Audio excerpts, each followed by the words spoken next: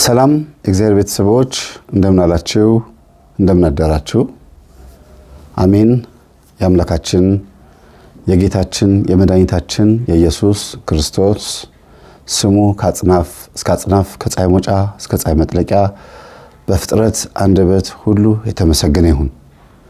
እንደ እግዚአብሔር ፍቃድ ዛሬ ይዤላችሁ የመጣሁት ፈተና ገጠመኝ 190ኛ ነው። 190ኛ እንግዲህ 190 ላይ ደርሰናል። በጣም ደስ ይላል። 200 ላይ ስንደርስ በአዲስ ርዕስ እንመጣለን ብያችኋለሁ። ከተመቸን ደግሞ በዛው ልክ እንደ ገጠመኝ እንደሚለው 260 ምናምን ድረስ እንደርሳለን። ብቻ ስም አውጡ እስቲ ለቀጣዩ አራተኛው ገጠመኝ ዙራችን እናንተም ስም አውጡና ይሄ ቢሆን ጥሩ ነው ብላችሁ ስም ስጡኝ። ከዛ በዛ ስም ገጠመኝ ልካውን ፈተና ገጠመኝ ልዩ ገጠመኝ እንዳልኩት እናንተ ደግሞ አንድ ስም ስጡኝና በዛ ስም ደግሞ እንቀጥላለን።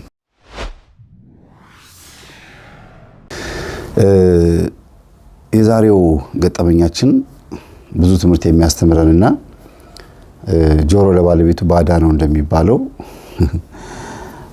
በጉያችን ታቀፈን ያሳደግነው ባህሪ ጸባይና ልጅ ምን እንደሆነ እንኳን ሳናውቅ መኖራችን የሚያሳይ ነውና ብዙዎቻችን ሰውና አመሉ ሳይተዋወቁ ይኖራሉ እየተባለ ይኖራል። በተረት እንኖራለን። አው ልክ ነው። አመል ተባለ እንጂ ሰውና ባህሪው፣ ሰውና ጸባዩ፣ ሰውና ቤተሰቡ፣ ሰውና ራሱ ማንነቱ ሳይተዋወቁ ይኖራሉ ብንልም ያስኬዳል። እና አባቶቻችን በተረት ማንነታችንን ቁጭ አድርገውልናል። በሁሉም ሀገር ቋንቋ ተረት አለ።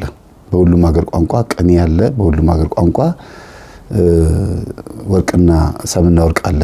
ይሄንን የምንረዳበት መንገድ ኑሯችን ነው። በራሱ ጨዋታችንን የሚያደምቅልን አባባል ነውና እነዚህ ቤተሰቦች አሁን ታሪኩ የምነግራችሁ ቤተሰቦች ገጠመኙ እዚህ እናንተ ደረጃ እንዲደርስ ያደረገው ምን እንደሆነ ስትረዱ ምን ለማለት እንደፈለኩ ይገባችኋል። በኋላ መጨረሻ ላይ መለስ ብላችሁ ደግሞ ገጠመኙን ከጨረሳችሁት በኋላ እንደገና እስከ 15 ደቂቃ እስከ 20 ደቂቃ ድረስ መልሳችሁ ብታዳምጡት ደስ ይለኛል።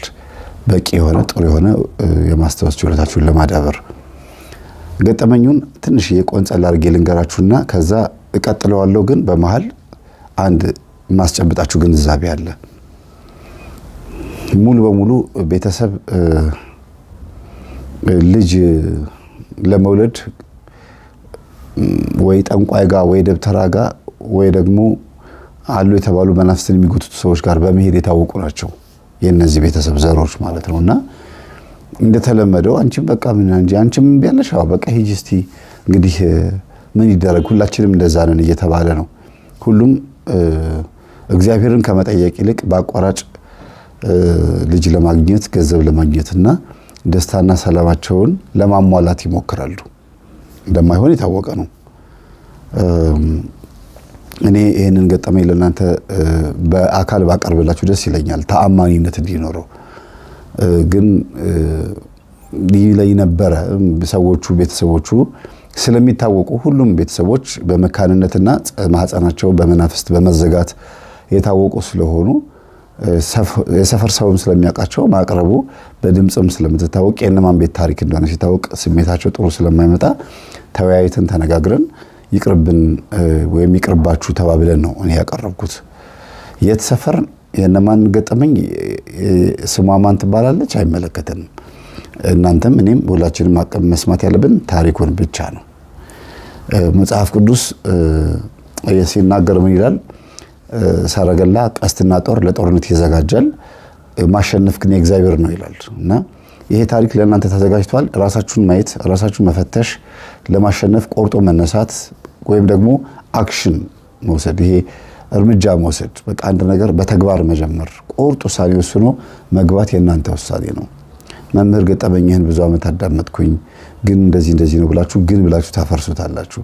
እኔ እንግዲህ ስሙ ከዛ አዳምጡ አያችሁ፣ መስማት አለ፣ ከዛ ማዳመጥ ማስተዋል ማለት ነው። ማዳመጥ አለ፣ ከዛ ጸሎት ክፍል ማዘጋጀት ወይም ጸሎት ቦታ ማዘጋጀት አለ፣ ንስሐ መግባት አለ። መጨረሻ ላይ ግባችን ዲያብሎስን ተቆጣጥረን ቅዱስ ቁርባን ለመቀበልም ሆነ ለማንኛውም አይነት ቁም ነገር መብቃት ማለት ነው። እና መንፈሳዊ ህይወታችንን ለማጠንከር የሚመቸን ቁርጥ ውሳኔ ስንወስን ብቻ እንደሆነ ሁልጊዜ እናገራለሁ። ይሄ ገጠመኝ ቁርጥ ውሳኔ የተወሰነበት ትልቅ ገጠመኝ ነው። ለዚህ ነው ደግማችሁ ስሙት ይሄን መጨረሻ ላይ የምላችሁና በአንድም በሌላ መንገድ እግዚአብሔር ይናገራልና እባካችሁ በጽሞና እንድታዳምጡ ፈልጋለሁ። 6 እህትና ወንድሞቿ የዚች ሴት መጨረሻ ልጅ ናት። 6 ወንድምና እህቶቿ በምንድን ነው የሚታወቁት? ልጅ እምቢ ብሏቸው፣ ትዳር እምቢ ብሏቸው የካውንስሊንግ የሚሰጧቸው ጠንቋዮችና ቃልቻዎች፣ ደብተራዎችና አውሊያዎች ሆኖ ነው የሚታወቁት እነዚህ ሰዎችና እስቲ ገሌጋ ሂጂ፣ ገሌጋ ገሊት ጋር እዛ ሀገር እንደዚህ የሚባል ሰው እያለ አሉ፣ ደብተራ አለ አሉ፣ አሰላ እንደዚህ የሚባል ሰው እያለ አሉ እየተባለ ብዙ ሰው ይመላለሳል። በተለይ አሰላ የታወቀ ነው። ብዙዎቻችሁ ታውቁታላችሁ። ደብተራውን ሰው ብዙ ሰዎችን ሸውዷል። መንፈሳዊ በመምሰል በጣም ብዙ ሰዎችን አታሏል። እኔ ቤተክርስቲያን ነው ማስቀድሰው፣ እኔ ቤተክርስቲያን ነው የምሄደው፣ የሄድኩትም የበቁ አባት ጋር ነው ወይም ደግሞ ጥሩ አባት ጋር ነው፣ የባህል ሕክምና ጋር የሄድኩት ብለው ብዙ ሰዎች ሊያታልሉ ወይም ሲታለሉ ይታያሉ። እነሱም ሲሸወዱ መሸወዳቸው ሲነገራቸው ላለመሸነፍ ልባቸውን ግትር አድርገው ልበደንዳና ሆነው ይታያሉና ግን እንደዚህ አይነት ነገር አያዋጣም ቤተሰቦች። ምክንያቱም ይሄ ታሪክ የቀረበው ከዛ አንጻር ነው። መንፈሳዊ ነን ብለው የሚያስቡ ሰዎች ቤተሰቦች ናቸው፣ ግን በአቋራጭ የሚገኙት እንደዚህ አይነት ቦታ ላይ ነው። እንደዚህ አይነት ቦታ ላይ ነው። በጣም ጥሩ ስም ያላቸው በሰፈራቸው ውስጥ በቤተሰቦቻቸው ውስጥ ቤተክርስቲያን ሲሳለሙ የሚታወቁ ናቸው እና ወንድሞቿና እህቶቿ ትዳር እምቢ ይላቸዋል። ጠንቋይ ጋር ይሄዳሉ፣ ትዳር ያገኛሉ። ከዛ በኋላ ግን የጦርነትና የፍጅት የግጭት ነው የሚሆነው። አባትና እናታቸው በተለይ አባትየው በጣም አደገኛ የሆኑ መተተኛና አጋንንትን የሚሰበስቡ ነበሩ እና በአባትየው ጠንቅ ደግሞ እናትየዋም እንደዚሁ በጣም የተጎዱ ሆነዋል።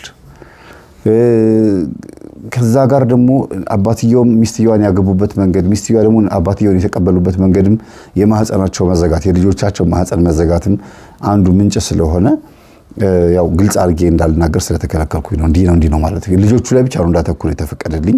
እናትና አባትየው ላይ ያለው ነገር ያው ታውቁታላችሁ፣ ብዙ መዘርዘር አያስፈልግም። እሱን ነው የተከለከልኩት። ወደ ልጆቹ ስመጣ ግን እያንዳንዳቸው ሁሉም ስለፈቀዱልኝ መዘርዘር እችላለሁ። ግን አንድ ሶስቱን ልንገራችሁ። አንደኛው ወንድ ልጅ መካን ነው፣ ሲያመነዝር ይወልዳል፣ ከሚስቱ ጋር ግን አይወልድም። የሚገርም ነው። ከተለያዩ ሴቶች 2 ነው 3 ልጆች ወልዶ አምጥቶ በቃ እምቢ አለኝ ካንቺ ወለድኩኝ ይላታል እና ትቀበላለች። እያለቀሰች ነው የምትቀበለው። ግን አንድ ወልዶ ነው ከዛ በኋላ እምቢ አለው። መጀመሪያ ወለድኩኝ ወለደ ተባለ እና እንዴት ልጁ እንዴት መውለድ ቻለ ተብሎ በጣም እንትን ተባለ። ለምን? በቤተሰባቸው እንደዛ ነው። የእሷ ታላቋ ነው ማለት ነው። ታላቋ ከተወለዱት ልጆች 5ኛ ነው 6ኛ መሰለኝ።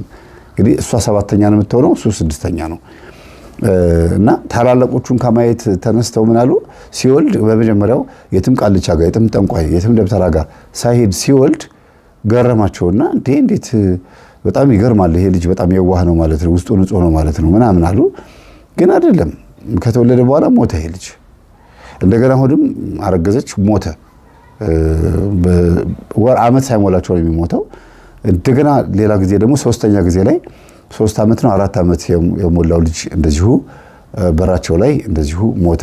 ምን ሆኖ ነው የሞተው? ብዙም አልተነገረኝ። ብቻ እዛው በራችን ላይ አይናችን እያየ ሞተ ነው ያሉት። ወድቆ ይሁን መኪና ገጭቶት ይሁን ወይ ውሻ ነክሶት ይሁን አይታወቅም። ብቻ ይሄ ልጅ እንዳረፈ ነው የተነገረኝ። ግን ለምንድን ነው ሲወልድ የሚቀማው የሚለውን ነገር ደግሞ ራሳቸው የሚያውቁታልና እስቲ ጠንቋይ ጋር ይሂድና ወይም ደግሞ ቃልቻ የቤተሰቦቻችን ካራማዎች ጋር ይሂድና እነሱ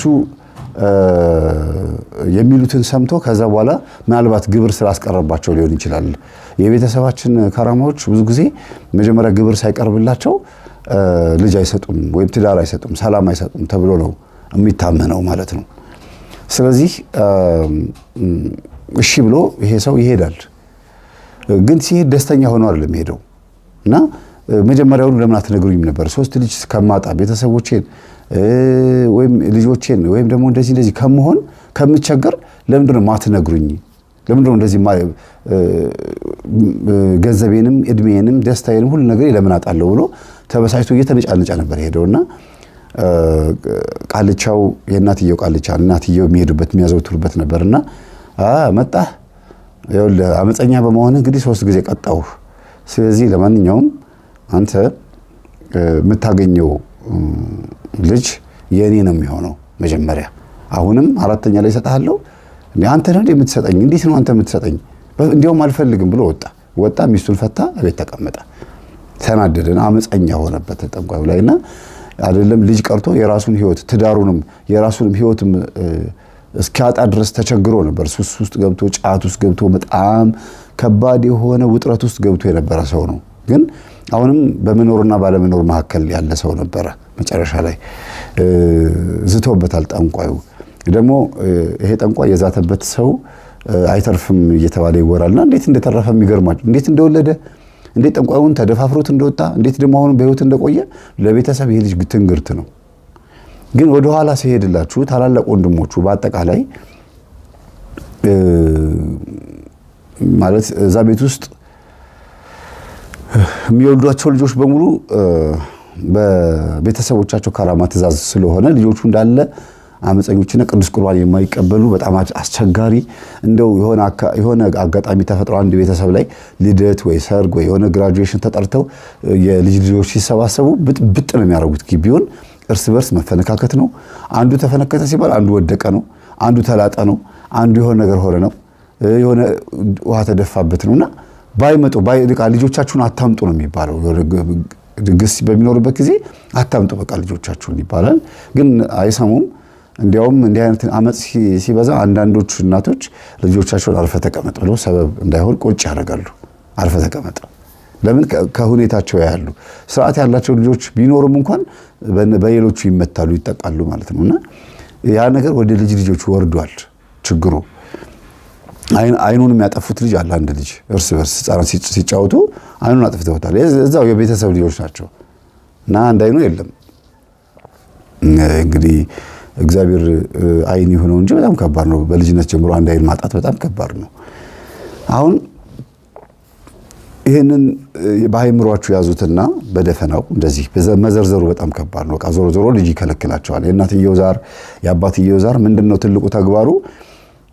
እኔ ጋር ሳይሳለሙ፣ እኔ ጋር ሳይሰግዱ፣ ለኔ ግብር ሳይሰጡ ማንም ልጅ ትዳር እንዳይዝ፣ ማንም ልጅ እንዳይወልድ የኔ ናቸው ብሎ እናትየዋን ቃል አስገብቷል። በህፃንነታቸው ሁሉም ስትወልድ አመቺሳ ወስዳ ያሳቀፈችው ለዚህ ሰውዬ ነው ልጆቹን ስትወልድ። ስለዚህ አሁንም እዛ መሄድ አለባቸው እንዲወልዱ። ህይወታቸው ተቀምቷል፣ ህይወታቸው ተሰጥቷል ለዚህ ሰውዬ ማለት ነው። ግን ማተባስረዋል። ከአመቺሳ በኋላ ክርስትና ተነስተዋል። ብዙ ጊዜ የሚገርመኝ ይሄ ነው። አመቺሳ የሚባለው ባዕድ አምልኮ ባህል ያለበት አካባቢም ይሁን ብሔራቸው ከዛ ጋር የማይገናኙ ሰዎች የሚሆኑ አመቺሳ ይሰጣሉ ዛሩን በመፍራት። ለምሳሌ አማራ ክልልም ትግራይ ክልልም ጉራጌም ደቡብ ክልልም ያሉ ሰዎች በአመቺሳ መንፈስ የተጠቁ አሉ። አመቺሳ መንፈስ የተቀራመታቸውና ህይወታቸውን የቀማቸው ገንዘባቸውን፣ ጤንነታቸውን፣ ህይወታቸውን፣ እድላቸውን፣ ጉዟቸውን፣ ጠዋት ማታ መግባት መውጣታቸውን በሙሉ የሚያቅድላቸው መንፈስ ነው አመቺሳ ማለት። ያለሱ ማትረፍ ያለሱ መብላት መጠጣት አይችሉም። መታከም እንኳን ሲፈልጉ አንዳንድ ጊዜ እዛ ሄደው የሚያማክሩ ሰዎች ሁሉ አሉ። ዛሬ ላይ አመቺሳ ተሰጥቻለሁ ግን እኔ አልሄድኩም ልትሉ ትችላላችሁ። ግን ህይወታችሁን ቼክ አድርጉት። የምትፈልጉትን ነገር በሰዓቱ በጊዜው እንደምትፈልጉት ሆኖ ታገኙታላችሁ ወይ? የምትሄዱበት ቦታ ላይ ስትሄዱ ደስተኞች ናችሁ ወይ? አሁንስ ያላችሁ ህይወት ምን አይነት ነው? ቼክ አድርጉት። አመቺሳ የሚባለው ምንድነው?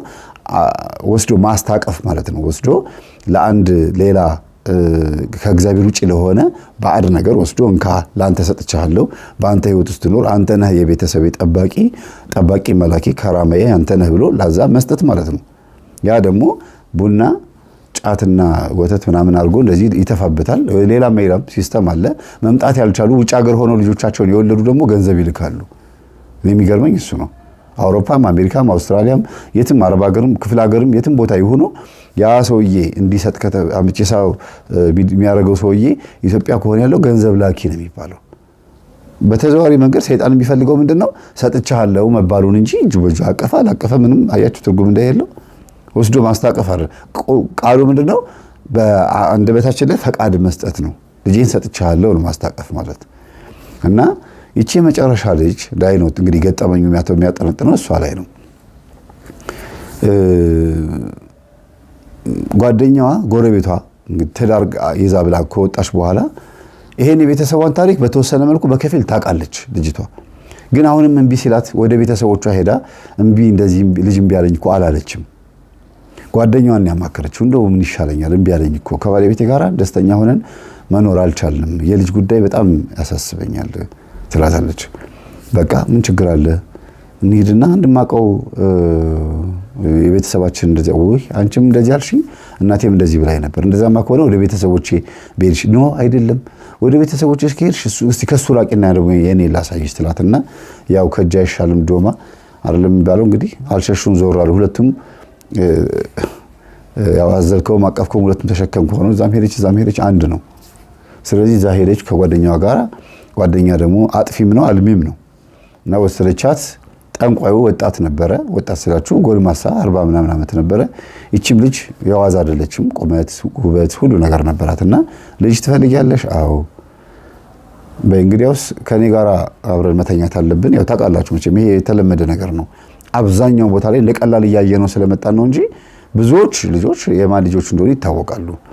እና ከኔ ጋር መተኛት አለብሽ፣ ማህፀንሽን መከፍተው ከኔ ጋር ስተኝ ነው። እኔ ጋር ያለው ከራማ ፈቃዴን ስፈጽም ነው። ፈቃዱን ስፈጽምለት ነው ፈቃዴን የሚፈጽምልኝ። ወይም ደግሞ ያንቺ ጉዳዩ ልክ ሩካቤ ከሆነ በሩካቤ ገንዘብ ከሆነ በገንዘብ ነው ይላታል። በሌላ ይተካልኝም ትላለች። አይ በቃ እንዴ ደግሞ ደስ ብሎኝም ደግሞ ካደረኩ ነው የሚሳካልኝ ይላታል። እንግዲህ ማንም አላየኝም ብለው ልክ እንደ አንዳንድ ሴክሬታሪዎች ከአለቆቻቸው ጋር እንደሚማግጡ ግን ልጆቻቸውን ለማሳደግ እንደሆነ አንዳንድ ጊዜ ላይ ባሌ አላየኝም፣ ፍጮኛ አላየኝም፣ ፍቅረኛ አላየኝም ብለው ብዙ በማህበራዊ ሚዲያዎች ላይ እናያቸዋለን። ተደብቀው የሆነ ላይፍ ያሳልፋሉ። ከዲያስፖራ ከፈረንጆች ከምናምን ከዩኤን ምናምን ስብሰባ የሚሰበሰቡት ጋራ ተደብቀው ሄደው ቢዝነስ ሰርተው ይመጣሉ በአካላቸው። ከዛ ገንዘቡን አምጥተው ባንክ አካውንት ያስቀምጣሉ። ለችግር ቀን ያን ገንዘብ ያስቀምጡታል። ይሄ ማለት ግን ትክክል ነው ማለት አይደለም። እግዚአብሔር ግን ያያል። ዮሴፍ እኮ እግዚአብሔር ስለሚያየው ነው በእግዚአብሔር ፊት ኃጢአትን አልሰራም ዞር በይልኝ አላት ጲጥፋራን፣ የፈርዖን ሚስት። እግዚአብሔር እዛ ፈርዖን ቤተ መንግስት ውስጥ ምን ሊያደርግ ይቀመጣል ብላችሁ ልታስቡ ትችላላችሁ። ግን እግዚአብሔር ሙሉ በኩል ላይ ነው። ሁሉም ቦታ ሙሉ ነው። በአውሎ ንፋስም በወጀብም በሁሉ በኩል መንገድ አለህ ነው ያለው። የምንተነፍሰው አየር ደም ስራችን ውስጥ ያለው ሁሉ ህይወት እግዚአብሔር ነው። በሁሉም ቦታ የሞላ ነው እና ያየኛል ብሎ ማሰብን የመሰለ ነገር የለም። እና ዮሴፍ ቤተ መንግስት ውስጥ ሆኖ እግዚአብሔር ያየኛል አለ። ዞር በይ ካጠገቤ ከአንቺ ጋር አልተኛም። ሲወጣ ባቱን ሲገባ ደረቱን እያየች ተመኘችው ነው የሚለው ጲጥፋራ የፈርዖን ሚስት። ከዛ መንጭቋት ሄደ፣ ተከሰሰ። ይሻለኛል አለ። እንዲያውም በ188 ላይ የሰማችሁት ገጠመኝ አለ አይደል? በ188 ላይ ፍርድ ቤት ሄዳ መጽሐፍ ቅዱስ እጇን ጭና በሐሰት እንድትመሰክር ሲነገራት አልፈልግም አላደርገውም አለች። እግዚአብሔር ከፈለገ ይቅጣኝ እንጂ በሐሰት መስክሬ ከመሞት ይቅርብኝ አለች። ይኸው ልጇ 20 ዓመት ሙሉ ዲዳ ሆኖ ቆይቶ ከዛ እግዚአብሔር ፈታላት። አይሻልም? በሐሰት መጽሐፍ ቅዱስ መታ በነፍስም በስጋም ዲዳ ከምንሆን በሐሰት አንመሰክርም ብሎ በስጋ ብቻ ዲዳ መሆን ይሻላል በነፍስ ዲዳ ከመሆን። የነፍስ ዲዳነት ሲኦል መግባት ነው። የነፍስ ዲዳነት በምድር ላይ በእግር እየተነቃነቁ በእግር እየተወዛወዙ ቤተክርስቲያን አለመሳለም፣ አለማስቀደስ፣ ትምህርቱን አለመስማት፣ ንስሐ አለመግባት፣ አለመቁረብ ነው የነፍስ ዲዳነት። የስጋ ዲዳነት ግን ችግር የለውም። ስጋ ተናገረም አልተናገረም፣ ጆሮ ሰማም አልሰማም፣ እንደው እናታችን ካለች የሚያበላን የሚያጠጣን ካለ ምንም ችግር የለውም። ህሊና የሚባል አለ በተፈጥሮ እግዚአብሔር እንድናውቀው የሚያደርግ ኃይል፣ ትንሹ እግዚአብሔር ማለት ነው። ስለዚህ ወደ ዋናው ቁም ነገር ስንመጣ እግዚአብሔር ብዙ ነገር ያስተምራል። እቺ ልጅ ጓደኛዋ ወስዳት ከዚህ ሰው ጋር እንድተኛ ስታረጋት ለሷ ጥቅም ያደረገች መስላ ስለተሰማት ነውና ካንቺ ጋር ከተኛውኝ በኋላ ከባልሽ ጋር ተኚ፣ ከዛ በኋላ ታረግዣለሽ፣ ባልሽም ፍሬ ይሰጥሻል አላት። ሲወለድ ግን እንደዛ አርጋ ከፈጸመች በኋላ ያው አድርጋው መጣች። ዞሮ ዞሮ ሂደቱን መቼም አልነግራችሁም። አድርጋው መጣች፣ ተረገዘ። ይሄ ልጅ ተወለደ። መልኩ ወደ እናት ነው። ወደ ጠንቋዩም ብዙም አልሄደም እና በእርግጥ የስርቆሽ ልጅ ብዙ ጊዜ ሌባውን ይመስላል ይባላል። እዚህ ጋር ግን ሰይጣን ማድረግ የሚፈልገው ነገር አለ። መስራት የሚፈልገው ነገር አለና በልጅነት ብዙ ጊዜ እናትን ይመስሉና ሲያድጉ አባትን ወይም ደግሞ በልጅነት አባትን ይመስሉና ሲያድጉ ደግሞ እናትን ይመስላሉ። እንደዚህ የመቀያየር ነገር አለ። ለምሳሌ የኔ ልጅ ዘቢብዬ ማለት ነው በህፃንነቷ ያለ ወይ ቁርጥ ራስህን ነበር የምትመስለው፣ ራስን ቁልጭ ራስህን ነው የምትመስለው ይሉኛል ብዙ ሰዎች፣ ዘቢብን ማለት ነው። እያደገች ስትመጣ አሁን ባለችበት እድሜ ላይ ቁልጭ እናቷን ነው የምትመስለው። ያ ምንድነው ከሁለታችንም አብራክ ስለተገኘች ሁለታችንንም የመምሰል ነገር አለ። በአባቷ ወንድ ናት በእናቷ ሴት ናት የሚባል ነገር እንደሚባለው በየጊዜው እድገቷ ሆርሞኗ ወደ እኔና ወደ እናቷ ይቀላቀላል ማለት ነው። የሁላችሁም ደግሞ እንደዛ ነው። አንድ እናት አንድ አባት በትክክል ዘርን ያቀበለው ሰውዬ መልክ ነው የሚመስለው ማለት ነውና በልጅነቱ እናቱን እየመሰለ አደገና ሲያድግ ሌላ ሰው ሆነ፣ እየጠቆረ ሌላ ሰው እየሆነ መልኩ ምኑ ሁሉ ጥርሱ ምናምን አካሄዱ ምናምን ሌላ እና ይሄ ልጅ የት ነው ማቀው ማለት ጀመሩ። የሰፈር ሰው አቀዋለሁ ይሄ አባቱን አይመስል እናቱን ይመስል ነበር፣ አሁን ደግሞ ተቀየረብኝ ይላሉ። እና ይሄንን መልክ የሚመስል ሰው ግን አውቃለሁ ይላሉ። ያው ምክንያቱም ጠንቋይ ቤት ሄደው የሚያውቁ ሰዎች ናቸው። ጠንቋይ ቤት ሄደው ስለሚያውቁ ያንን ሰውዬ ጠንቋዩን ስለሚመስል ነው ግራ የገባቸው። ማን ነበረ ይላሉ። እንጃ ብቻ የሆነ ሰው ይመስላል ይላሉ። እና አባት ልጄ ብሎ አሳደገ። ያሳደገው ግን የጠንቋይ ልጅ ነው። እናትም ልጄ ብላ አሳደገች። ምክንያቱም ከጠንቋዩ ጋር ተኛሁኝ ብላ የምታስበው ማህፀኔን ለመክፈት ዘር ለማንተን ማን ነው እኔ ጋር ያለውን ችግር ለማስወገድ እንጂ ዘር አቀብሎኛልና የባለቤቴ አይደለም የጠንቋዩ ነው ብላ አላሰበችም። አታውቅም። ይሄን የምታውቀው ማናት? ቀጥታ ጎረቤቷ ብቻ ነች። እና ያንን ምክር ከመከረቻት ልጁ ከተወለደ በኋላ ግን ከጎረቤት ጋር ሰላም አይደሉም እና ሲጣሉ ከዚህችው ሴትዮ ጋራ ይጣላሉ። መቼም ሁልጊዜ ኮንስታንት ሆኖ አይቀጥልም። ዛሬ ቡና አብረው የጠጡ ምሳ አብረው የበሉ ነገ ደግሞ ይፋጃሉ፣ ዕቃ ይወራወራሉ። ከዛ ዱላ ከተሰናዘሩ ጎረቤት ደግሞ ካስታርቀው ለማለት ሰው ደግሞ እንደገና በአመቱ ደግሞ እንደገና እርቅ ይፈጠራል። ይሄ በጉርብትና ላይ ያለ ነገር ነው። ግን እንደዛም ሆኖ ምላሱ አይቻልም። ጨርሳ አትሳደብ፣ ጨርሳ አትናገር፣ ጨርሳ ምንም ነገር አትበል። ምክንያቱም ነገ አንተ የተናገርከው ነገር ወደ ራስህ ስለሚመጣ ጉድጓድ አትቆፍር ለጓደኛ፣ እዛ ጉድጓድ ውስጥ ማን እንደሚገባበት አይታወቅም ይባላል። ስለዚህ እቺ ክፉ መካሪ ጓደኛዋ በአሽሙር አድርጋ ምንድን ያለቻት የሆነ አሽሙር ብቻ አሁን ትዝ አላለኝም። ምን አዝለሽ የኖርሽ ምንድነው ገለባ አዝለሽ ገለባ አጥብተሽ የኖርሽ ነው ምናምን ትላታለች። ልጁ በጣም አስቸጋሪና አመፀኛ ልጅ ነው። የሚጣሉትም አንደኛው በልጁ ምክንያት ነው። እሷም ወንድ ልጅ አላት፣ ይሄም ልጅ ወንድ ልጅ አለና እንዳትጠጋ ከዚህ ልጅ ጋር ጓደኛው እንዳትሆን ትላለች። ያ ደግሞ ቤት ገብቶ እንደዚህ ተብያለሁ ብሎ ይናገራል። እናቴ ካንተ ጋር እንዳልቀራረብ ጓደኛው እንዳትሆን እሱ ጥሩ ልጅ አይደለም ብላ ልጁን ባህሪውን እየቀየረች መጣችና ልጁም እናቱ ጋር መጥቶ ማየ ለምንድነው እሷ እንደዚህ የምትለው? እኔ ጥሩ አይደለሁም እንዴ? ምን ሆኜ ነው? ለምንድነው እናትየዋ እንደዚህ ከሱ ጋር አትቀራረብ የምትለው? አንቺና እሱ ሰላም ናችሁ፣ አንቺና እናቱ ሰላም ናችሁ። እኔ ግን ለምንድነው ከልጇ ጋር እንዳልጮት የምትከለክለው? አንቺን እንደምን አደርሽ ብላ እኔን ግን ለምንድነው ከልጇ ጋር የምትከለክለኝ? አቡሽዬ ትለኛለች፣ ከልጇ ጋር ግን ትከለክለኛለች። ምንድነው ብሎ ይጠይቃታል። ከዛ እሷም ግራ ገብቷት ለምንድነው እንደዚህ የምትዩ? ልጁ መጥቶ እንደዚህ ያለኝ አረን ያላልኩም እንደው ዝም ብዬ ነው እንደው አብራችሁ ሁሉ ጊዜ አትታዩ ወደ ጥናታችሁ ግቡ ብዬ ነው መለያችሁ እንጂ እንደዚህ ያላልኩም ትላለች። ያው ነገሩ ያልፋል በዛ። የእውነት ግን እንደዛ ብሎ በሚናገርበት ሰዓት እናትየዋ ሰማች። ይቺ ምንም የማታውቀው ሴትዮ ማለት ነው ጠንቋይ ጋር ሄዳ ያረገዘችው ትሰማለች። ስትቆጣው ልጇን ስትቆጣ ይኸው ሰማውሽ ለምን ነው እንደዚህ የምትዩ? አይ በቃ ያንቺ ልጅ እየቀጠቀጠ ስላስቸገረ የኔ ልጅ ሰበበኛ እንዳይሆንብኝ ነው ልጅ አስቸግሮኝ ነው አንቺ ልጅሽ እኮ ስለማይናገር ነው እንጂ ይቀጠቅጠዋል አለቻት። ነው አቤት ገብታ ይመታል። ኧረ እኔ እንዲያው ምን ነኝ የምመታው? ግራ ገባት። በኋላ እንግዲህ የልጅ ጸብ እንዴት እንደሚያድግ ይሁት። ከዛ ነገሩ የባሰ ሲመጣ ልጁ በጣም እየተበሳጨ እየተናደደ ይመጣና ከዛ ቤት ቀርት ልጁንም በቃ ትምጣ አልፈልግም ይለዋል። ትምህርት ቤት ግን ይገናኛሉ፣ ይጫወታሉ፣ ሰፈር ውስጥም ይጫወታሉና ይሄን በዚህ ያዙት በቃ በዛው ወደ ልጆቹ አልቀጠለም ይሄ ነገርና እናትና እናት ላይ ግን ቤተክርስቲያን ይገናኛሉ። ቤተክርስቲያን ሁለቱም ያስቀድሳሉ እንደማንኛውም ሰው፣ ሁልጊዜ አይደለም እንደማንኛውም ሰው ያስቀድሳሉና አስቀድሳ ስትወጣ በር ላይ የቅዳሴ ጸበል ስትጠጣ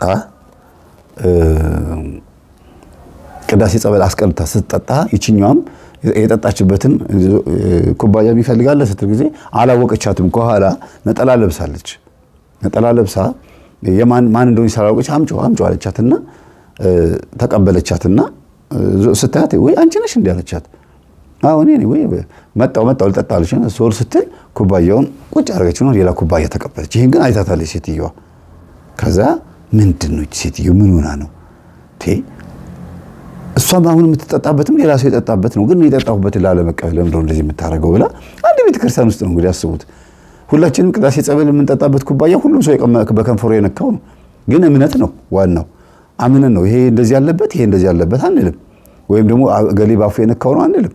እግዚአብሔር ኃይሉን ያሳረፈበት ውሃ ሊያውም 2 ሰዓት ሙሉ የተቀደሰበት ቅዳሴ የተጸለየበት ውሃ ነው፣ ጸበል ነው ብለን ነው። እንዲያውም ከጸበል በላይ ነው ብለን ነው የምናስበው። እኔ እንዲያውም ከጸበል በላይ ነው ከፍ አድርጌ የማስበው። ቅዳሴ ጸበል ኃይለኛ ነው፣ በጣም ጠንካራ ነው። በእርግጥ የእግዚአብሔር መንፈስ ሁሉም ቦታ አንድ አይነት ነው፣ ግን እንደው ከኮከብ ይበልጣልና ክብር የደብሩም ታቦት ቅዱሱ ወይም ቃል መታሰቢያ የተደረገለት ታቦቱ መልአክም ይሁን ቅዱስም ይሁን የዛም በረከት ስለሚያድርብንም ጭምር ነው። እና ስትመጣ ታጣታለች እና ቤት ይገናኛሉ። እንዴ ምን ነው ጠብቂኝ ብዬሽ? አይ ተይው በቃ ያየሁትን አይቻለሁ አለቻት። በቃ ቀጥታ ነገረቻት። ምን አረኩኝ አለቻት።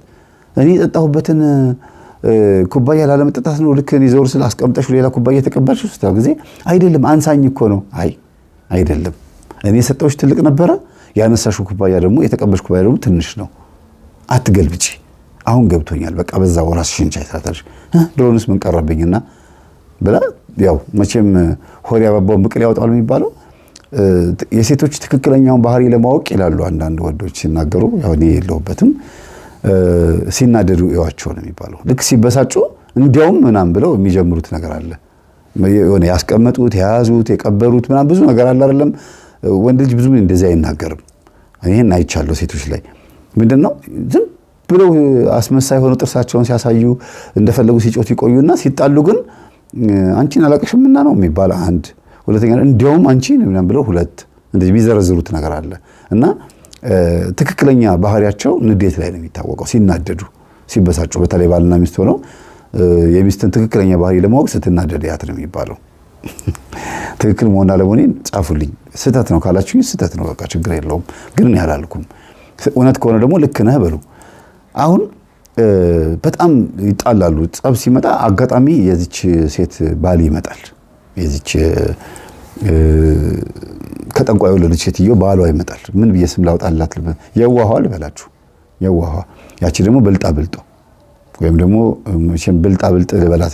ያን ያክል ጠንቋ ጋር ከመውሰድ በተረፈ ነገረኛ መሆኗ አብሮ መጣላታቸው እንጂ ሌላ ያየሁባት ነገር የለም ያለችው። እሷም የባሰ ክፋት የለባትም። ሁለታችንም ጠንቋይ ቤት ስለሄድን ያጋጠመን የርኩስ መንፈስ እንትን ነው ጸብ ነው እንጂ ሌላ በጣም የከፋ ክፋት የለባትም ነው። ወሬኛ ናት፣ ትናገራለች። ስትሳደብ አታስተርፍም፣ ዝርግፍ ነው የምታረገው ነው የምትለው።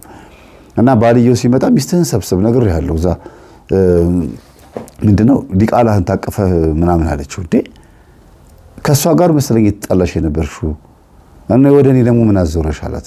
አላቅልም፣ ወደዛ ይዛችሁ ሂዱ፣ እዛ ሰፈር የበጠበጠ ልጃችሁን ከየት እንደመጣ የማይታወቅ ልጃችሁ ምናምን ብላ ገባች። እንዴ ምን ማለት ነው ብሎ ዞረና ምንድነው የምትሉት ሴት በምን የተጣላችሁት አላት። የተጣላነው በዚህ ነው፣ የምታወራው ግን ሌላ ነገር ነው። እኔም አልገባኝም፣ ከየት እንደመጣ የማይታወቅ ልጅ ምን ማለት ነው? ስለ ልጁ እኮ ነው የምታወራው። እኔን ስታየኝ ስለ ልጅ አውርታ ነው ማለት ነው። አንቺ አሁን የነገርሽኝ ጸብ ይሄ ከሆነ ስታየኝ ርዕሱን ቀይረዋለች ማለት ነው። ስለዚህ ልትናገረው የፈለገችው ሐሳብ አላት። ምንድነው ይሄ ነገር ይላታል። እኔም አላቅም ማለት አለችው። ከዛ ያለችውን ያመላለሰ ቀስ ብሎ ውጪ ላይ አገኛትና ነይ እስቲ ይቅርታ ምን አጥፍታ ነው? በቃ እኔ ይቅርታ አድርጊልኝና እኔ ነኝ ጥፋተኛ፣ ኃይለ ቃል መናገር አልነበረብኝና ምንድነው ግን ያልሽው? ዲቃላ እንደገና ደግሞ የት እንደተወለደ ምንድነው የማን እንደሆነ የማይታወቅ ልጅ ምናምን ብለሽ የተናገርሽው። እንደገና ከዚህ በፊትም ተናግረሻታል። ገለባ አቅፈሽ ነው ምናምን ታጠቢያለሽ ብለሻታል። እንዲህ ብላ ነገረኛለች። ምን ማለት ነው አላት። አላቅም፣ አልማውቀው ነገር የለም ብላ ተመልሳ ገባች። የሆነ ያልገባኝ ነገር አለ። ከዛ ልጁ ሲመጣ ለመጀመሪያ ጊዜ አየው። አንዳንድ ጊዜ በአእምሯችሁ ፈጽሞ መጥፎ ነገር አስባችሁ የማታውቁ ሰዎች የሆነ ነገር ክሊክ ሲያደርግባችሁ ማስተዋል ትጀምራላችሁ።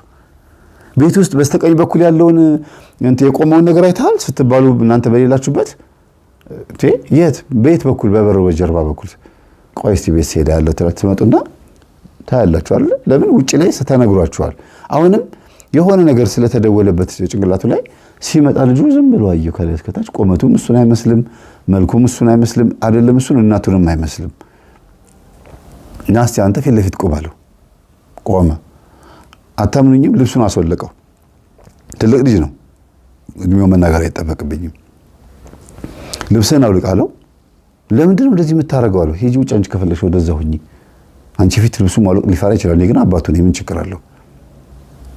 ምን ስታደርግ እንዳየው እኔ ነኝ የማውቀው። ልብስህን አውልቅና ሙሉህን ማየት እፈልጋለሁ። ከዛ ልጁ እሺ ብሎ አወለቀና ዙር እስቲ ጀርባህን ዙር አለው። ዞረ። ሁሉ አካሉን አየው፣ ከላይ እስከታች አየው፣ እግሩን አየው። አንዳንድ ጊዜ እንግዲህ ሰው ማየት የሚችልበት መነጽሩ ይለያል፣ አመለካከቱ ማለት ነው። እግሩን አየውና እሱም ፎቶ አነሳው። ለምንድን ነው አባዬ ፎቶ የምታነሳኝ አለው። እኔም ልብሴን አውልቃለሁ ፎቶ ታነሳኛለህ አለው። እሺ አለ። ልብሱን አወለቀ። አባትየው ፎቶ አነሳው ራሱን በራሱ። ልጁ አባቱን ፎቶ አነሳ። አባት ነኝ እንዳትፈራለሁ። ምናልባት ጥፋት ይሁን አይሁን አላውቅም ለመመርመር። እናትየዋንም ልክ እንደዚሁ ውጣ አንተ ሄዳለሁ። እናትየዋንም ፎቶ አነሳት። ከዛ ሶስቱን ፎቶዎች በሞባይል ያደረገና ቁጭ አደረገው። በሶስት ሞባይል አድርጎ ቁጭ አደረገው። አየና ምንድነው የምታየው አለችው። እኔ እንጃ የማውቀው ነገር የለም። ሴትዮ የተናገረችው ነገር አይምሮ ይመቶኛልና ይሄ ልጅ የኔ ነው ወይስ አይደለም ማለት። እንዴ አበደች። ምን ለማለት ፈልገ ነው? ይመርመር አለች። ይመርመር? አዎ እሺ ይመርመር። እንግዲህ ዲኤንኤ ለማስመርመር ያለውን ክፍያ ታውቁታላችሁ፣ የሚወስደውን ጊዜ። እንዴት በቃ አኮረፈች። እሷ ነች የፈጠነችው ለማስመርመር እና አመናት። እንደዚህ ከፈጠነችማ ችግር የለውም ማለትና ታዩ በቃ እኔ ሄዱ ገንዘብ ከማውጣ አንቺ ራስሽ ነሽ ይመርመር ያልሽው። እኔ አልጠረጠርም መቼም አንቺ ነሽ የምትጠረጠር። ምክንያቱም ማህፀኑ ያለው አንቺ ጋር ስለሆነ ነው። ዘር የተቀበለው ማህፀን አንቺ ጋር ስለሆነ አንቺ ነሽ የምትጠረጠሪውና እኔ ይሄ ልጅ የኔን እንደማይመስል 100% አውቃለሁ። አንቺን ግን ይመስል ነበረ፣ በኋላ ላይ ግን ተቀየረ፣ ካንቺ ተለውጧል አላት። በቃ ምን ትበል ግራ ገባት። ይመርመር አለችና በኋላ ላይ ተይው በቃ አላት። ተይው በቃ ካላት በኋላ እንዴት ትጠረጥረኛለህ? ቤተሰቦቿ ሁሉ ተጠሩ፣ ጸብ ሊነሳ ሞከረ ምናምን አለና ተጠራች። ይቺው ሴት የምታውቀው ነገር አላት ተብሎ እናትየው ሹልክ ብሎ ሄዱና የሴትየዋ የልጅቷ እናት እንግዲህ እናትየው ማን ናቸው ብያቸዋለሁ መጀመሪያ ታሪካቸውን ስነግራችሁ። ይወልዳሉ፣ አመቺሳ ይሰጣሉ። ስለዚህ አሁንም እዚህ ጋር ቃልቻ ቤት ሳትሄድ መውለዷን ነው የሚያውቁት ሴትየዋ። ግን አሁን ደግሞ በኋላ ላይ ይሄ ነገር ማጣራት ፈለጉና ነይ እስቲ ብለው ያቺ ጎረቤት ጋር ሄደው ምንድነው ንገሪኝ እስቲ፣ እኔ ለባሏ ምንም አልነግረውም ንገሪኝ ይሏታል። አይ ልጅ እምቢ አለኝ ብላ የዛሬ ስንት ዓመት እንደዚህ ቦታ ሄደን ነበረ። ልጁ ከባሏ ይወለድ ከጠንቋይ ይወለድ ማውቀው ነገር የለም፣ መልኩ ግን ጠንቋዩ ነው የሚመስለው ብላ እንቅጮ ነገረቻቸው። እና ለምን እስከዛሬ ዝም አልሽ ታዲያ? አይ ሁሉ ዓመት ስትኖሩ ለምን አሁን ባሽሙር ትናገሪያለሽ? አናደደችኛ ምናምን ብላት ነገሩን አወጣችሁ። አሁን አባትየው ባለስልጣን ነው፣ ትልቅ ቦታ ላይ መስሪያ ቤት ላይ ነው የሚሰራው። በጣም የታወቀ የተከበረ ሰው ነው። ልጁ እንደሆነ ነው የሚያውቁት። ከመስሪያ ቤትም አንዳንድ ሰዎች ይመጣሉ። ጥሩ ስነ ምግባርም ያለው ሰው ነው ባልየው።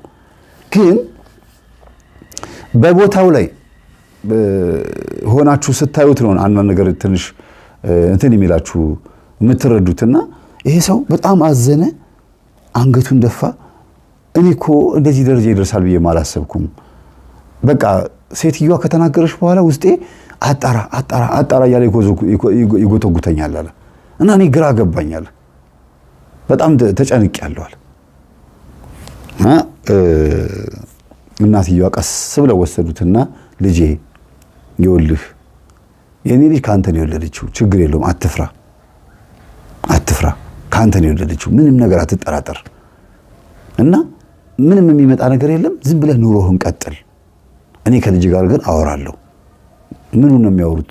አይ በቃ እኔ ከልጅ ጋር አወራለሁ፣ እንዲህ አይነት ስሜት አይቼባት አላውቅም፣ ወስጃት ቤት ትንሽ በረድ ብሎላት ትመጣለች። አልተፋታችሁም ብለው ይዘዋት ሄዱና ይጠይቋታል። እንደዚህ ተፈጥሯል እና ነግራኛለች ጎረቤትሽ ምንድነው ብሎ ይጠይቋታል። እንዴ ከዛ በኋላ የጠንቋዩ መልክ ረስተዋለች። እሷ የምትፈልገው ልጅ ነው። ሄዳ አንድ ጊዜ ብቻ ጠንቋይ ቤት ተመላለስ አታውቅም። አንድ ጊዜ ብቻ ነው ተገናኝተው የመጣችው። ከዛ በኋላ መልኩን አታስታውሰውም ይሄን ሰውዬ። በዛ ላይ ሰውየው የዛን ጊዜ የነበረው መልክና አሁን ያለው መልክ ይለያያል። የሚገርም ነው። እና እኚህ እናት ከነገሯት በኋላ አላስቀምጥ ብሏት የእውነት ማስመርመር ትፈልጋለች። ገንዘብ ስጠኝ ለሆነ ዕቃ ፈልጌ ነው ለሆነ ነገር ፈልጌ ነው መስራት ፈልጋለሁ ብላ ገንዘብ ተቀበለችና አስመረመረች። ስታስመረምር በእውነትም ከአባቷ የወሰደችው ዲኤንኤ እና የልጇ ዲኤንኤ አንድ አይደለም። ጭራሽ የጠንቋዩ ልጅ ሆኖ ስታገኘው አበደች። ለካ ባህሪው የተቀያየረብኝ ይሄ ልጅ የጃመል ያለበት ቤት ውስጥ እንደዛ አስቸጋሪ ሆኖ ከሱ በኋላ ደግሞ ሌላ ልጅ ደግሞ 2 ልጅ ወልዳለች። ሁለቱም ልጆቿ አስቸጋሪ ናቸው። አስቸጋሪ እንግዲህ ስትወልድ እኔ ጋር መውለድ ስትፈልጊ ነይ እኔ ጋር ብሏታል። ነይ እኔ ጋር ቢላትም ግን ሁለቱ ደግሞ የማናቸው የዚህ ሰውዬ ልጅ ናቸው። መጀመሪያ ግን የተወለዱ ልጅ ግን የጠንቋዩ ነው። እንዴት ብትሉ መልካቸው አባታቸው ነው የሚመስሉ ሁለቱ ልጆች። እነዚህ ትንሾቹ ሁለቱ አባታቸው ነው የሚመስሉት እና ከአባቲ እንዴት ነው ይሄ ነገር የመጣው? መካን ነው ባሏ ነው መካን የሆነው ወይስ እሷ ነች ብላችሁ ስትሉ መንፈሱ ያለው ማንጋ ነው ልጅቷ ጋር ነው። ከቤተሰቧ ስለሆነ መካን የሚያረጋት ማህፀኗን ፋሎፒያን ቲዩብ የሚባለው የባዮሎጂ ትምህርት ታውቃላችሁ። ማህፀን ቦታ ላይ አምብሊካል ኮርድ ትብት ምናምን እየተባለች የምትማሩት ነገር አለና ዘር ወደ እንቁላል ወደ ሴት ልጅ እንቁላል እንዲሄድ መንገድ የሚሆነው ፋሎፒያን ቲዩብ ነው። በዛ በኩል ዘር እንዳያልፍ እዛ ቦታ ላይ ሾተል ሆኖ የሚዘጋው ደግሞ ማን ነው? መንፈስ ነው። ሾተል ደግሞ አርኤች ፋክተር ነው ታውቁታላችሁ። እንዲህ አይነት ነገር ውስጥ መግባት አልፈልግም። ይሄንን ማህፀን ግን ሲዘጋ በግብር ሲከፍት ሲዘጋ ግብር ካልተገበረለት ደም ካልፈሰሰለት ወይም የሆነ ነገር ካልተሰጠው እሱ ጋር ሄዶ ካልካደሙ ሲዘጋ ሲከፍት ሲዘጋ የኖረው መንፈስ ያው አመቺሳ እንደሆነ ይታወቃል ማለት ነው።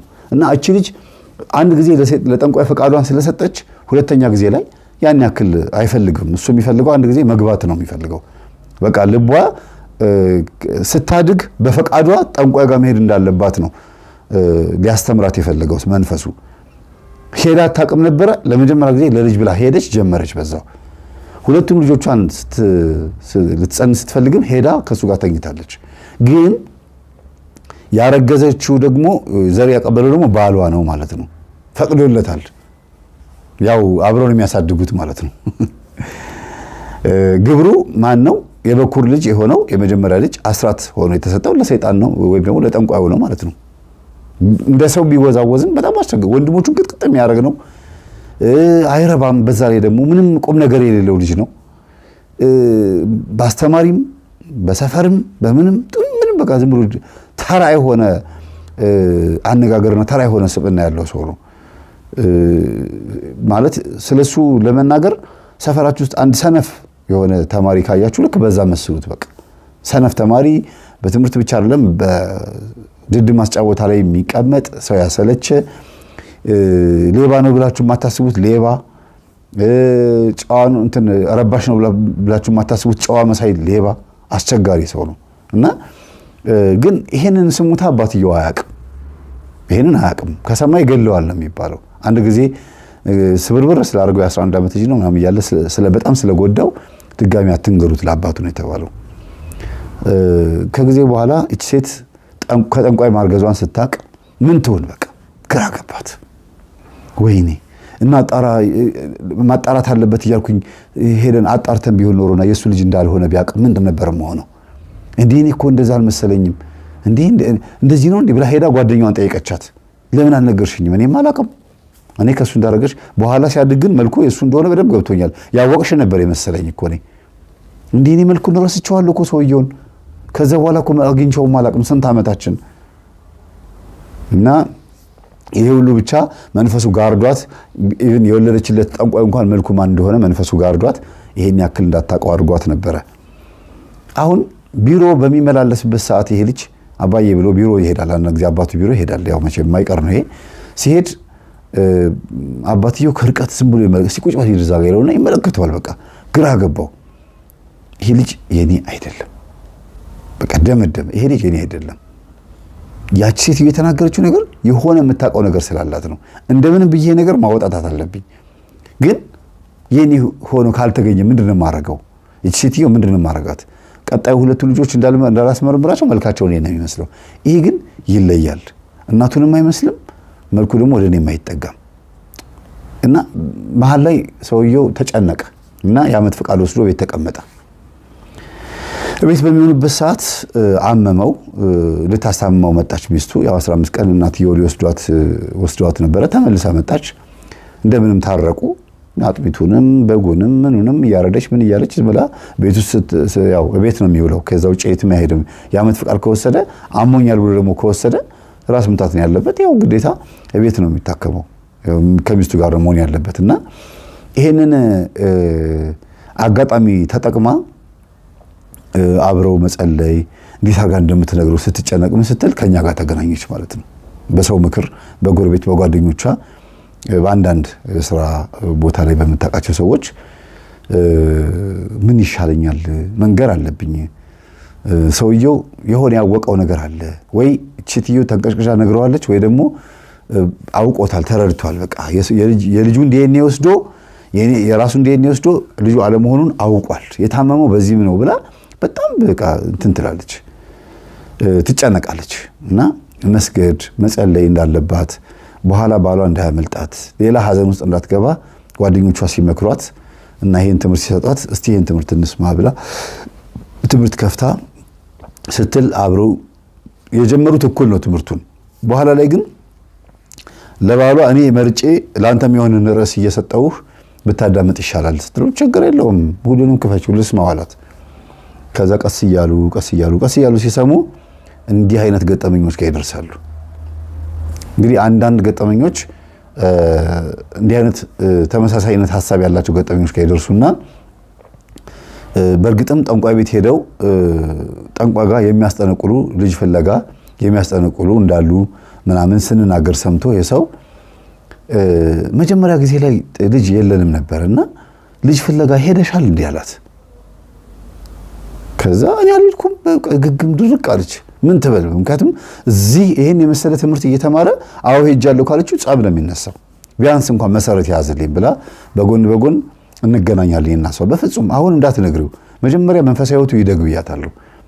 ከዛ ቀስ እያለች ገብተው መስገድ ሲጀምሩ መጸለይ ሲጀምሩ ምን ሲሉ በትክክል ያጠንቋይ በስነ ስርዓቱ እዛ ቤት መጥቶ ማንኳኳት ጀመረ ማለት ነው። በበር አይደለም ያንኳኳው በመንፈስነቱ። ያው መንፈስ አልጠንቋይ ይመጣል እዛ ቤት በቃ ምልክት ማሳየት ጀመረ። ባልየው በጣም ታመመ። የዓመት ፈቃዱን ጨርሶ ነበረ። ወደ ስራ መሄድ ግን አልቻለም። አሁንም ታሞ ወደ ቤት መጣ። ጸበል ቦታ መሄድ ጀመረ። ለካ እሷ ጋር ያለው የእናቷ ዛር ቡዳ መንፈስ ማህፀኗን የዘጋው መንፈስ ዘር እንዳያቀብል አድርጎ እሱን መጀመሪያ አድክሞታል። ስንፈተ ወሲብ እንዲገጥመው ከእሷ ጋር ግንኙነት ካደረገ በኋላ እንዲያመው ግንኙነት ከፈጸሙ በኋላ የሚሰማው ስሜት ጥሩ እንዳልሆነ ለልጅ ያለው ፍላጎት በጣም ከፍተኛ እንዲሆን አድርጎ በልጅ ምክንያት እንዲለያዩ ለማድረግ መሞከሩ ይሄን ሁሉ በመንፈሱ ለፈለፈ ማለት ነው ለመጀመሪያ ጊዜ። እና ቪዲዮ ቀርጸዋለች፣ ግን ቪዲዮን አላሳየችው። ዝም ምን ያለችው አሳዩ ሲሏት ጊዜ አይ አሁን ማየት የለበትም ዝም በሉ ነው የምትለው። ጸበል ቦታ ላይ ዝም በሉ። የእሷ ምንም ግግም ድርቅ ነው ያለው። አቤቱ ጌታ ሆይ እንድጮህ እርዳኝ እባክህንም ልጮህና ይወቅ ብላለች። ግን ምንም እግዚአብሔር የራሱ እቅድ አለው። ከሁሉ የገረማት ግን ምንድነው ባሏን የልጅ ፍላጎቱ እንዲጨምር ከምንም ጊዜ በላይ ልጅ የሚል ስሜት እንዲያድርበት አድርጎ ልጅ ካልወለድሽልኝማ እንፋታ በቃ ብሎ በቃ ለልጅ ያገባት እስኪመስላት ድረስ እንድትናደድ አድርጎ እንዲለያዩ ለማድረግ ሞክሮ ነበረ። ደግሞ ሆኖ ነበር የሚገርማችሁ፣ ግን አልቻለም። ይሄ ያደረገው ማን ነው? የእናቷ የዛር ቡዳ መንፈስ ነው። እንድታገባም አልፈልግም። ካገባች ደግሞ የሚወለደው ልጅ በመንፈስ የሚሰጥ ነው። ሰውየው ደግሞ እንዲህ አይነት ሰው አይደለም። በደህና ቤተሰብ ውስጥ ያደገ ሰው ነው። በእምነትም ራሱ ቤተሰቦቹ የማህበረ ቅዱሳን ምናምን እንደዚህ የሚባሉ ቤተሰቦች ናቸው። ማህበረ ቅዱሳን ስላችሁ ማህበሩ ሳይሆን የቅዱሳን አባቶቻችን ቤተሰብ ማህበረ ስላሴ የሚባሉ አሉ እንደዚህ በገዳማት አካባቢ ላይና ከእንደዚህ አይነት ቤተሰቦች ውስጥ የተገኙ ናቸው። እና ይሄ ሰው በጨዋ ቤተሰብ ውስጥ ያደገ ስለሆነ ግን ዓለማዊ ስለሆነ ተጠቃ። በጨዋ ቤተሰብ ውስጥ ነው ያደገው፣ ለመናፍስ ቦታም አይሰጥም፣ ግን ደግሞ መንፈሳዊ ሰው አይደለም። ስለዚህ ተጋለጠ ማለት ነው። ራሱን አልደገፈም ነበርና መንፈሶቹ አጠቁት። ዝንፈተ ወሲብ እንዲገጥመው ነው ያደረጉት። በቃ ልክ ከሷ ጋር ለመተኛት ሲሞክር የለም በቃ ወገቡ እንደተመታ ውሻ ልፍስፍስ ነው የሚለው እና ትሰድበዋለች። ልምሿም ብላ ነው የምትሰድበው። እና እንድትሰድበው የሚያደርገው ደግሞ መንፈሱ ነው። ወንድ ነኝ ብለህ ታስባለህ። አሁን እንግዲህ አንዳንድ ሴቶች ወንድነትን በጉልበት ሄዶ ሲያሸንፍላት ወይም ደግሞ ኮራ ብሎ ሲቀመጥ እንደ ወንድ አምሽቶ ሲመጣ እንደዚህ እንደገና ደግሞ ባልጋ ላይ ጨዋታ እንደዚህ ሲያደርግ ነው ወንድ ብሎ የሚያስቡት አንዳንዶቹ። አብዛኞቹ ማለት ይቻላል ከስንት አንድ መንፈሳውያን ናቸው። ቁም ነገረኛ የሆነ ስርዓት ያለው ጉድ የሚል ምናምን ወንድን እንደ ወንድ የሚያዩት እንጂ በጣም አብዛኞቹ እንደዚህ እንዲርመጠመጥ አይፈልጉም። ግን ምን ማለት እንደሆነ አይገባኝም። እኔ ራሴ ይሄ ነገር ከየት የመጣ ክራይቴሪያ እንደሆነም አይገባኝም። ወንድነትና ሴትነት መለኪያው ከየት እንደመጣም አይገባኝም። በመሰረቱ ሴት የምትሰራውን ስራ ወንድ የሚሰራውን ስራ ደግሞ ሴት ልትሰራ ይችላል። ምንም ችግር የለውም። ወደዚህ ስንመጣ ባሏን ልምሿን ብላ ስትሰድበው፣ ባሏን በዚህ አይነት ቃላት ስትጠራው የሚሰማውን ስሜት አስቡት። እና እሷን ላለማየት አምሽቶ የሚመጣበት ሁኔታ፣ ጓደኞቹ ጋር ሲጫወቱ ውሎ ከዛ ማታ ተመቶ ጥቅልል ብሎ ይተኛል። ያፍር ነበረ ብዙ ጊዜ። ይሄ ሁሉ ነገር ስላጋጠማትም ጭምር ነውና ሌላ ቦታ መሄድ ያስፈልጋት ዘርም ማቀበል አልቻለም ብላ እንድታስብ አድርጓታል። አቅም ስለሌለው ችሎታ ስለሌለው ሰነፍ ስለሆነ ብላ ነው የምታስበው የነበረውና ይሄን ሁሉ ግን የማደርገው እኔ ነኝ አለ እና በድብቅ የት ቦታ ሄዳ ምን እንዳደረገች ራሱ እንድታምን ያደረጋት ይሄንን ሲናገር ነው። እንዲያውም እንዲህ ብዬ ስለምሰድበው እኮ ነው በሰይጣን ሰበብ አድርጎ እኔ ነኝ ብሎ የጮኸው ብላ እንዳታስብ እሷ ብቻ የምታውቀውን ይሄ ሰውዬ ባሏ የማያውቀውን ታሪክ መንፈሱ ሲለፈልፍ ሰማችና አይ ባሌ አይደለም የጮኸው መንፈሱ ነው ማለት ነው ብላ እንድትደመድም አንድ መረጃ ሰጣት እግዚአብሔር። አሁን ተግታ መጸለይ ጀመረች። ከዛ ባሏን መንፈሱ እንዲወጣለትም ይሁን ብቻ አላቅም እንዲቆርቡን ፈልጋ ይሆን አላቅም ብቻ መቆረብ አለብን ብላ ቆረቡ። ባሏ ላይ ያለው መንፈስ ከዓመትም አልሞላው ብቻ ተሸኘ። የለም በቃ እኔ እንደዚህ ያደረኩኝ መንፈስ ነበርኩኝ ሄጃለሁ አልፈልግም ብሎ ጥርግ ብሎ ወጣ። አንድ መንፈስ ብቻ ቀረ። እሱ ምንድነው ለምስክር እንዲሆን ነው የቀረው። መጨረሻ ላይ የሚናገረው ነገር ስላልነበረ ነው። እናትየዋ ላይ ያለው መንፈስ ከተያዘ በኋላ አብሮ የሚሸኝ ነበረ። ና ወደኔ ብላ ዋጣ የምታመጣው ነበርና የሷ ተራ ደግሞ ደረሰ። የሚያስታምማቸው ማን ነው? ልጁ ነው። እና ልጁ በኋላ የእናትየዋን ሞባይል ማየት መጎርጎር ሲጀምር እናቱን ጸበል ቦታ ይዞ ሲሄድ የአባቱን እንትን ይሰማል፣ ቪዲዮ ያያልና ደነገጠ። ስለ አባቱ ሲሰማ፣ አባቱ ስላችሁ የወለደው ሳይሆን ያሳደገው ማለት ነው። ሲሰማ ትክክለኛ አባቱ እሱ እንዳልሆነ ሌላ ቦታ እንደሆነ አባቱ ጠንቋይ እንደሆነ ሲሰማ በደበቅ እና ምንድነው ይሄ ነገር ብሎ ማዬ ምንድነው እሱ ምሳማው ያው እንደ ማንኛውም ወጣት ደንግጦ ምንድነው የምታረጊው እኔ የማ ልጅ ነኝ ምናምን ብሎ ጸበል ቦታ ላይ ያዋረዳት። ገና በመንፈሳዊ ሕይወት ስላልጠነከረ እና ተው ቢሉት በዚህ ቢይዙት ምንም ቢሉት እናቱን መቷት፣ ሰድቧት፣ መራቆን ተፍቶባት ከቤተ ክርስቲያን ወጣ። ከዛ በቃ ቤት አልመለስም ብሎ ጎዳና ላይ ወጣ ማለት ነው። ሄደች እናትየዋን ጸበል ቦታ ላይ ትቷት ከሄደ በኋላ አባትየው የተፈጠረው ነገር ሰው ነግሮት እንዴት ሊሆን ቻለ ምናምን ያው እንደዚህ ብሎ ነው የጮኸው ብሎ ጸበልተኞች ነገሩት ለሱ። ይሄን ወሬ ከራሷ ቢሰማ ጥሩ ነበረ። ግን ጸበልተኞች እዛ ቦታ ላይ ያሉት ዘመዷን ምን ሆነ ሲባል እኔ ባሏ ነኝ። ከዛ አንዳንዶቹ ባሏ መሆኑን አላወቁም፣ ወንድም ምናምን የመሰላቸው። ሲሄድ ግን እንደዚህ ብሎ ነው ሄደው እያሉ እየመጡ በየተራ ሁሉም ነገሩት። አልተነጋገሩም ነበረ። እንደዚህ አትበሉት አትንገሩት ተብሎ የተነገረ ነገር የለም። ነገሩት። በጣም አዘነ። የተፈጠረው ነገር ምን እንደሆነ ስላወቀ መጀመሪያም ስለጠረጠረ በቃ መጀመሪያ እኔ ለቁም ነገር ልታበቃ እንደፈለገች ገብቶኛል፣ ለቅዱስ ቁርባን ለስጋው ደግሞ ከበቃች ሴትዮ ተጠጥታለች ማለት ነው ብሎ እሷን ማስታመም ጀመረ። ከዛ አሁንም አልፈልግም በቃ ሂድልኝ በቃ እኔ እዚህ ነው መሆን የምፈልገው ብላ አሁን ይቺ እናት ጸበልተኛ ናት ማለት ነው። አልፈልግም ብላ እዛው ጸበል ቦታ ነች ያለችው። ልጇ ጎዳና ላይ ብንሎ ጠፋ።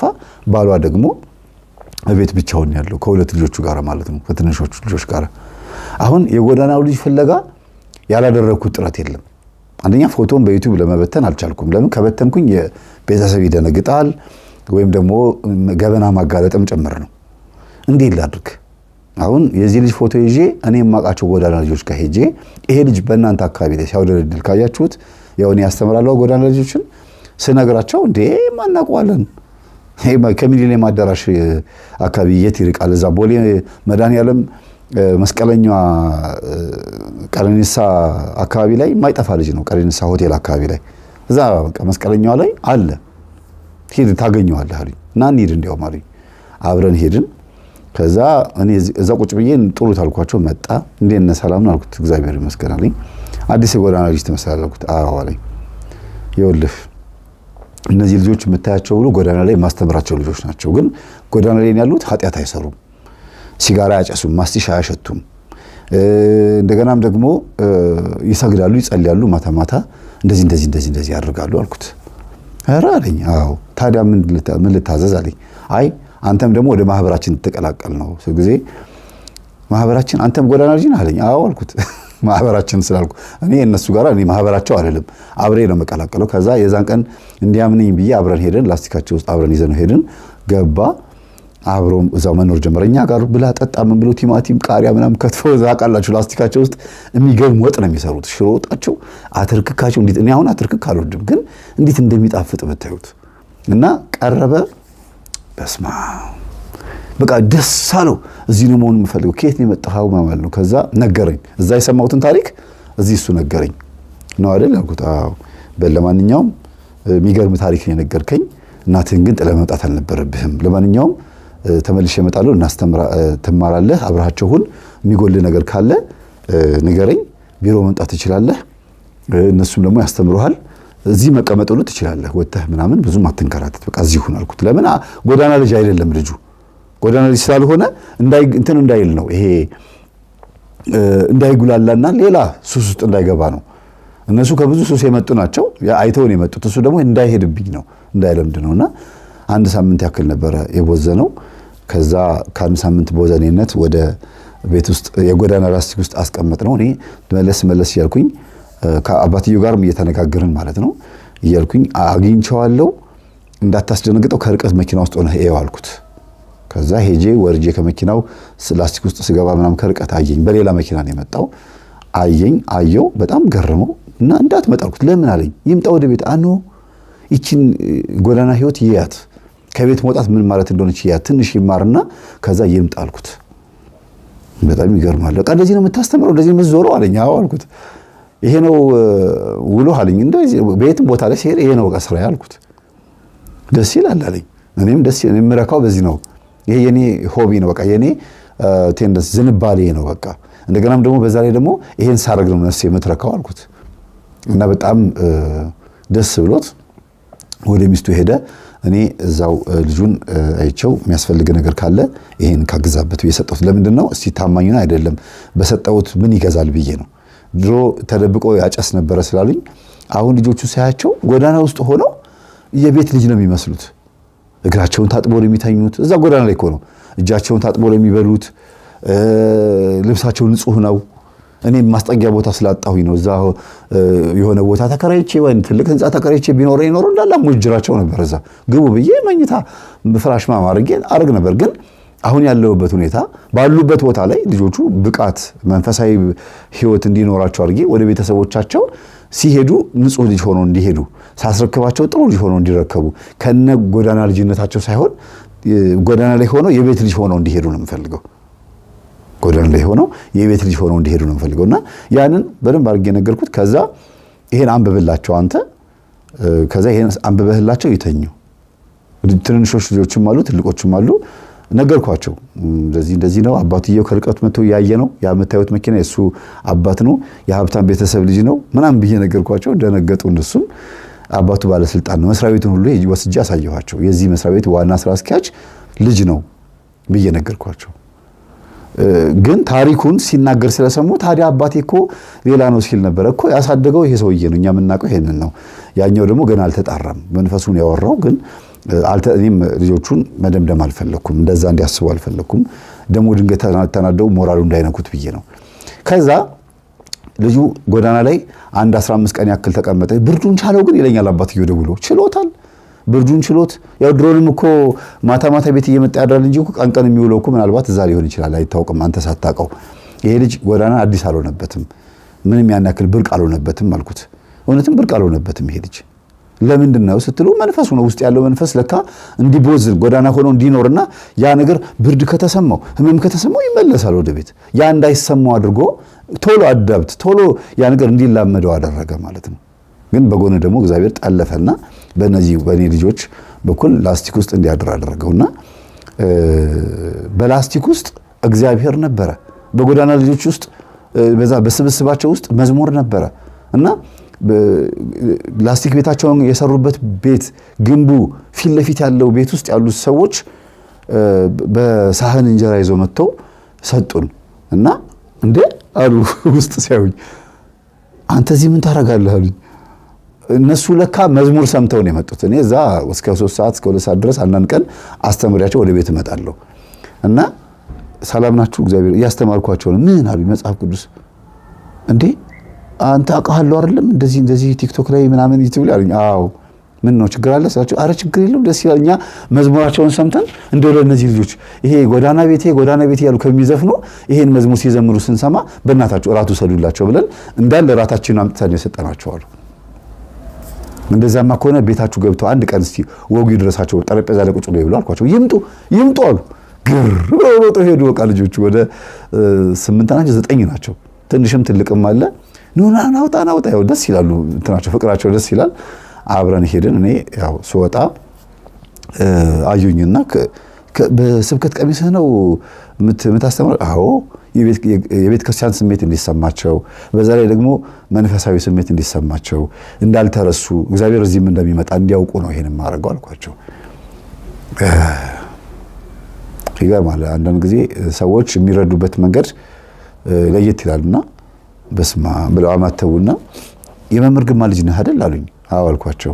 ከአሁን ሰዓት ጀምሮ መጥፎ ሐሳቤን አንስቻለሁ አሉ። አምላካችን ይመስገን በእውነት። ምክንያቱም በተግባር እንዳስተምር ያገዙኝ እኛ አባት ናቸው፣ መምህር ግርማ ናቸው። ተግባራዊ ክርስትናን ያስተማሩኝ እሳቸው ናቸው እና እግዚአብሔር ሲመሰገን በእግዚአብሔር ውስጥ ደግሞ እኛ አባት ሲመሰገኑና ሲወደዱ ስሰማ ደስ አለኝ። ገቡ ልጆቹ ወጉ ደርሷቸው ለ3 ቀን ለአንድ ቀን ብቻ አይደለም ለ3 ቀን ማታ ማታ እራታቸውን በጠረጴዛ ዙሪያ ቆንጆ ምግብ ቀረበላቸው። ደግሞ አጋጣሚ ፍስግ ነበረ።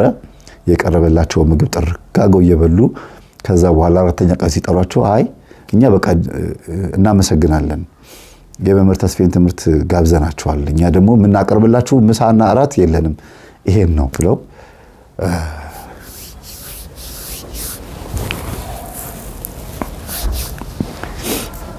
ይገርማል። ያስለቀሰኝ በመሰላችሁ ቤተሰቦች የጎዳና ልጆቹ እዛ ቤት ገብተው የእግዚአብሔር ቃል ሰበኩ፣ አስተማሩ፣ እንዲቆርቡ አደረጓቸው። እነዛም ቤተሰቦች የጎዳና ልጆች ዝማሬ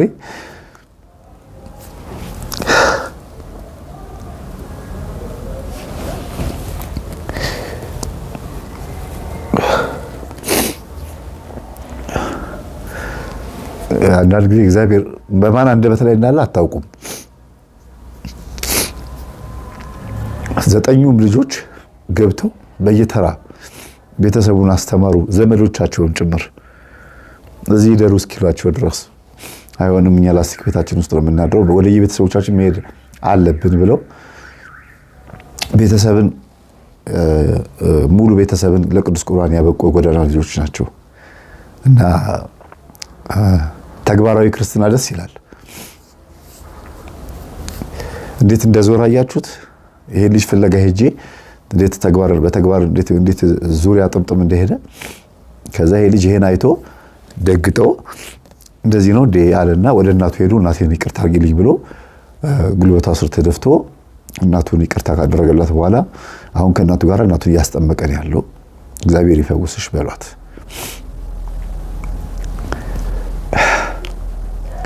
እንግዲህ የጠንቋይ ልጅ የነበረው ልጅ እግዚአብሔር ቀምቶት ወደ ቤቱ መልሶታል። የማንም ልጅ እንሆን ብቻ የሥላሴ ፍጥረት መሆናችን በቂ ነው። እግዚአብሔር ይቀማል፣ ከሰይጣን ጉሮሮ ይቀማል፣ ከሰይጣን እጅ ይቀማል፣ ከሰይጣን ሰንሰለትና ወጥመድ ከሰይጣን ዛንጀር ነጥቆ ያወጣል። እና ይሄን ተምሮ ተመለሰ። አባትየው አላመነም።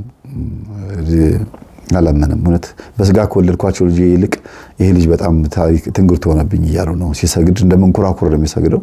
ሲጸልይ እንደዛ የሰፈር ሰው እንዳልጠላው አሁን ደግሞ ነጠላ ለብሶ ሲመላለስ ሲያዩት በጣም ደስ ይላል።